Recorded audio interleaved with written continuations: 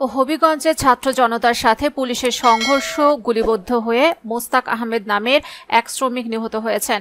শুক্রবার বিকেলে ছাত্র জনতার সাথে পুলিশের দফায় দফায় সংঘর্ষের সময় তিনি গুলিবিদ্ধ হন। নিহত মোস্তাকের বাড়ি সিলেটের টুকের বাজার এলাকায়। তিনি হবিগঞ্জে বিদ্যুতের ঠিকাদার শ্রমিকের কাজ করছিলেন।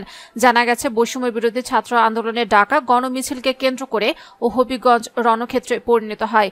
জুমার নামাজের পর থেকে শহরের বিভিন্ন স্থানে সংঘর্ষ ছড়িয়ে পড়ে। হবিগঞ্জ শহরের কোটজামে মসজিদ এলাকায় প্রথমে ব্যারিকেড দেয় ছাত্ররা।